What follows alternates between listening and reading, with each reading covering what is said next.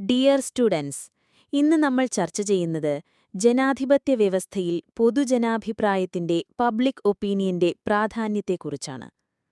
ഒരു ബില്ലിന്മേൽ പൊതുജനങ്ങളുടെ അഭിപ്രായം തേടുന്ന ഒരു വാർത്താക്കുറിപ്പോടെയാണ് ഈ ഭാഗം ആരംഭിക്കുന്നത്. ഇത് സർക്കാരുകൾ നയരൂപീകരണത്തിന്റെ ഭാഗമായി പൊതുജനങ്ങളുടെ അഭിപ്രായങ്ങൾ സ്വീകരിക്കാറുണ്ട് എന്നതിന്റെ ഉദാഹരണമാണ്. എന്താണ് പൊതുജനാഭിപ്രായം?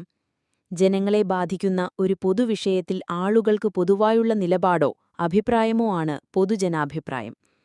ഇത് ഭൂരിപക്ഷം ആളുകളുടെ കാഴ്ചപ്പാടുകളോ അഭിപ്രായങ്ങളോ ആയിരിക്കണമെന്നില്ല, പക്ഷേ ഒരു വിഷയത്തിൽ പൊതുസമ്മതമുണ്ടാക്കാൻ ഇതിന് കഴിയും.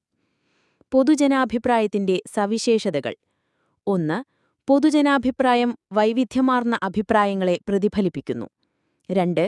സാഹചര്യങ്ങൾ, സമയം, പുതിയ അറിവുകൾ എന്നിവയ്ക്കനുസരിച്ച് പൊതുജനാഭിപ്രായം മാറാവുന്നതാണ്. 3.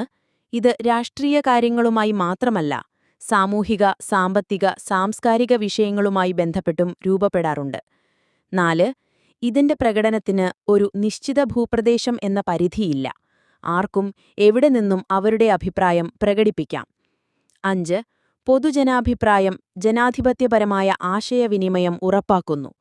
6. ഇതൊരു യാന്ത്രിക പ്രക്രിയയല്ല.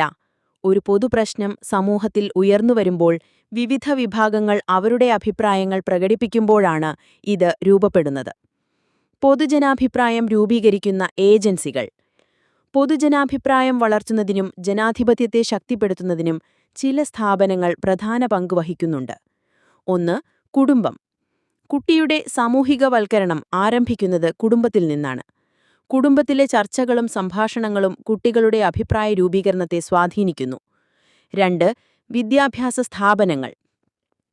അവകാശങ്ങൾ, കടമകൾ, വിമർശനാത്മക ചിന്ത, ശാസ്ത്രീയ ചിന്ത എന്നിവയെക്കുറിച്ചുള്ള അറിവും നൈപുണ്യവും കുട്ടികൾക്ക് ലഭിക്കുന്നത് വിദ്യാഭ്യാസ സ്ഥാപനങ്ങളിലൂടെയാണ്.